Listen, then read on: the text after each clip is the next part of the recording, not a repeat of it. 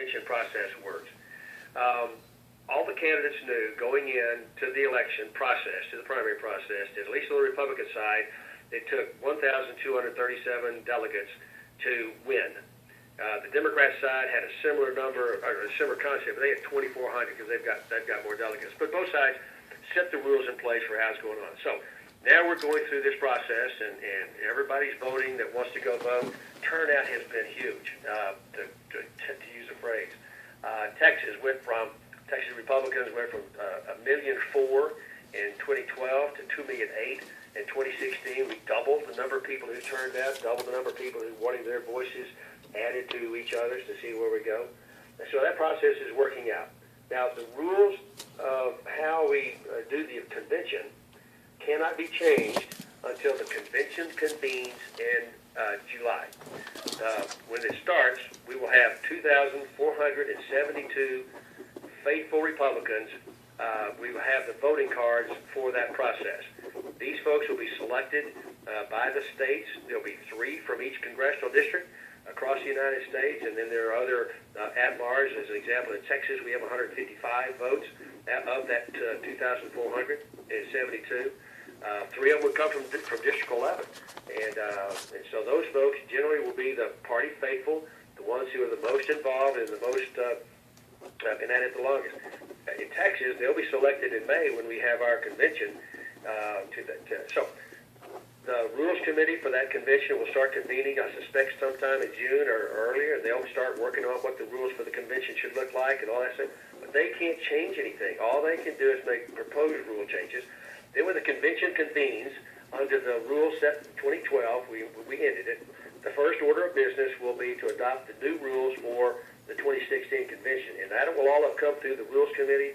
It'll come to the floor. It'll be debated, and those 2,472 delegates will each control their own vote, decide for themselves what they want to do with the rules package.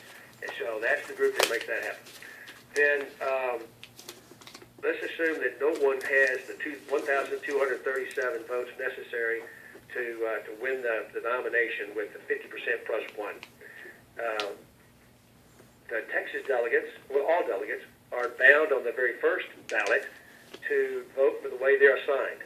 The 3 delegates coming out of District 11 have already been assigned based on the way you and I voted. Ted Cruz gets 2 votes, and Donald Trump gets 1 vote. So on that first ballot, they have to vote that way.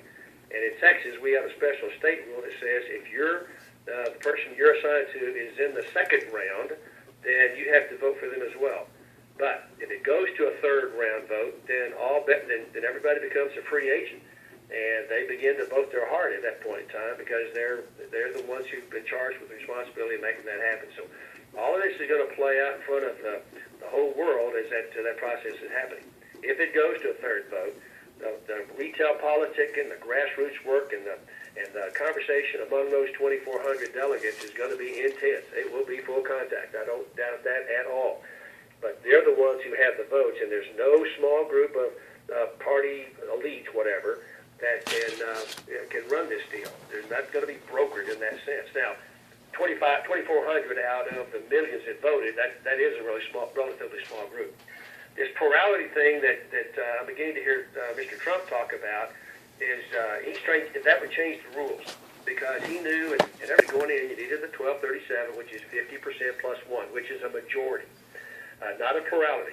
A plurality would say whoever has the most delegates. Well, that means the reciprocal of that number is the majority of voters wanted somebody else. Does that make sense? So let's say he's got any of the candidates has 45% of the delegates of the convention, or has 1,000 delegates. That is a plurality. That means there are 1,437 other delegates who want somebody else. So this idea that we just somehow came up with the majority plus 1 out of whole cloth is, I have to disagree with Mr. Trump on that. It should not be a plurality. It ought to be a majority of the voters decide how that happens. And that party select their nominee, and that will get done at the convention. It'll be a straight deal if one of the nominees, in this instance probably Mr. Trump, has the 1237, then it's over. He's the nominee, and this convention will be a coronation rather than a contested fight. And so that's how it's going to move forward. So I'm trusting the voters, and I'm trusting the Republican Party the way it operates through the delegate system that this will happen. Now, in May, when we go to the convention in Dallas for the Republicans in Texas, there will be an intense campaign to have, Trump's going to have folks in each congressional district wanting to elect their guys to those 3 slots, and Mr. Cruz will have folks in the district, I suspect, trying to get his guys, because on that 3rd ballot, they're free agents at that point in time. So you probably asked me what time it was, Janet, and I told you how to build a watch. But I think it's important that folks not be as frightened of the stuff, because you've got commentators out there who they're intentionally making everybody upset through misinformation or intentionally using bad information to try to inflame us into thinking that there's something untoward afoot. Now, there are meetings going on among individuals. They are not officials of the Republican Party per se. They may be Republicans, and they may have influence, but they are not the party officials that are doing it, because there is nobody who can change the rules for the convention before the convention starts. And the only ones who can do that will be the delegates that will be duly elected in each state. So appreciate you coming. Got time for a couple more. So let's go to John Lebowski. John in Midland. Hello there, Mike. Thank you so much for allowing me to participate. Yes, sir. First off, I really thank you for that lesson that you just provided about the convention. If this is recorded, I'd suggest that you tape that and put it on the website or something, because that was very easy to understand, and that makes sense to me now. I really do appreciate that. Oh, thanks, John. You're welcome. My question for you is, do you support, well, I've got a couple of questions. Do you support or will you support term limits for yourself?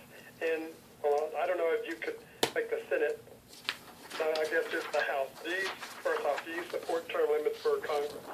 John, I don't, and I have this conversation often with folks. Let me walk you through my rationale. If you have term limits on members of Congress, then what you have done is fully empower the bureaucracy that runs the government. Here's an example. I've been on a multi-year quest to try to get the Department of Defense to audit its books and records. They're unauditable. Now, after all that effort, it looks like they're making progress, and their goal is to get it done by 2017. If they do, I was not going to be here throughout that time frame, that I had an artificial cap on how long I could serve the good folks of District 11, then they would go into passive-aggressive mode and not worry about it. I sat this morning instantly with a member.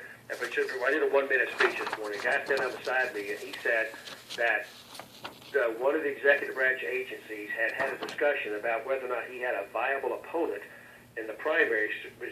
They were making that decision before whether or not they would answer his question or pay attention to what he wanted to do. So what happens at term limits is you empower not only the executive branch bureaucracy, but also the bureaucracy that runs the House and the Senate. We've got great staffers up here, good men and women who who work with us and help make this work. But quite frankly, and they know more about many of the subject areas than members of Congress. But you don't want unelected folks making those decisions. So there are poster children for why you'd want term limits. It's typically somebody that you can't vote for, that has been here way too long, and I understand that. But at the end of the day, it's a competitive issue. With respect to the House, every 2 years I've got to raise my hand and convince you to vote for me.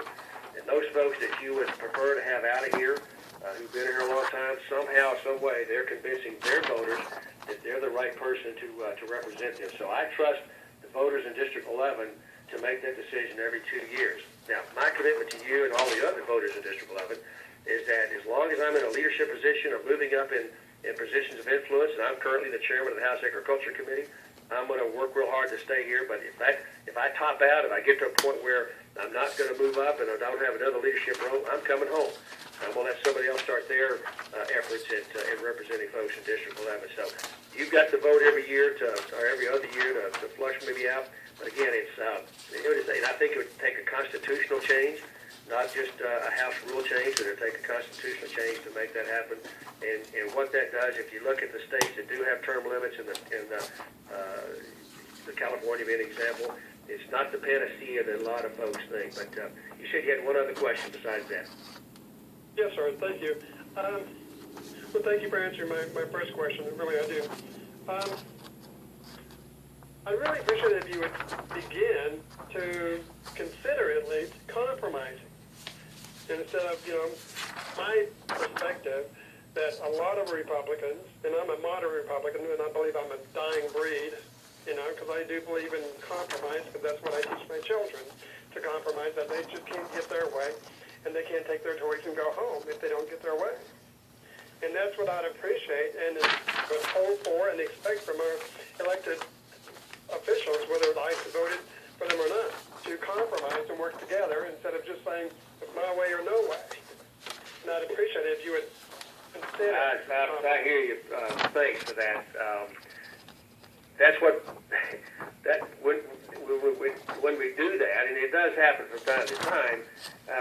We have a majority of the Republicans and a majority of the Democrats voting on something. Maybe not 218 Republicans, but a majority of the Republicans. And there are lots of folks on the other side that don't like that position. So, I got folks going both ways all the time. There are certain things I'm not going to compromise on. You heard me visit with the lady a while ago about the life issue. That's something you just can't compromise.